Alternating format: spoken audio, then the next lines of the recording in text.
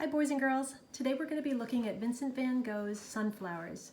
He did a series of these sunflower paintings for his friend Gogh, who was coming to stay with him in Arles, France. He wanted to decorate the whole room with paintings of sunflowers.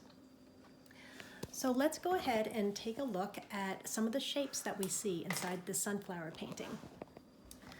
Okay, what kind of shapes do you see? I see circles and I see ovals and I see some kind of triangles for the petals. See, we've got a circle here with a circle inside. We have an oval. That's a sunflower from the side. See how it's an oval shape? Does anyone remember that other word for an oval? It's an ellipse. It's like a circle from the side. And here's another circle with a circle inside. Here's an oval here with the circle inside. So this is really where the beginning of the sunflowers are defining these shapes. Look at these sunflowers. They're almost just like huge balls of tons of petals. We could never paint all or draw all of those petals. Here's another oval shape in here. Okay, let's take a look at how we can kind of try to simplify this into a lesson that a second grader could do. Okay, here's a piece of paper here. I've gone ahead and drawn a line drawing, a contour drawing of the outline of the flowers. You may or may not want to do this many flowers. So what I'm going to do is start with the vase. Start in the middle of the paper and you can just come down and do like the letter U. And that could be a good enough vase. If you would like your vase to be a different shape, we can go ahead and talk about other kinds of shapes you can make for the vase in a bit.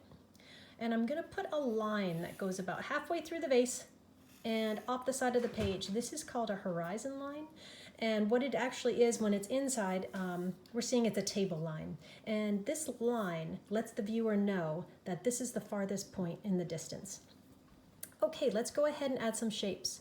We can add ovals. We can add small circles. We can add large circles, maybe with a curvy line. Here's another big, large sunflower. That's just a big, huge ball of petals. Let's do some sunflowers from the side and some from the front. When you go to do them from the side, you're only going to do your petals on one side of the flower because we're seeing it from the side. When you're doing it from the front of the flower, you can go ahead and do it all the way around the circle. Now I'm just doing triangular shapes to make it easy.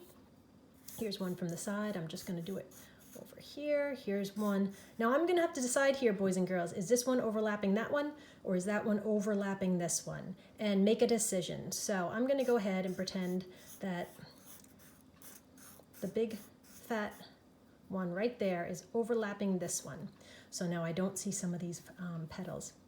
Now let's see, we could add some leaves here in the vase. You can add some stems.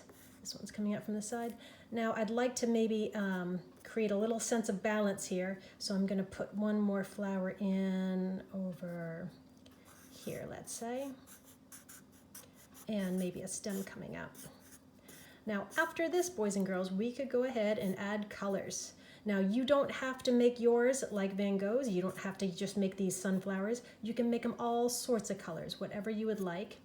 And try to choose a color in the background that is going to contrast it a bit. So that if you have yellow flowers, maybe the background could be a different color so that they really shone through. Maybe even some purple. You could choose the complement of yellow and do that, and it would really make the colors stand out. Okay, boys and girls, good luck.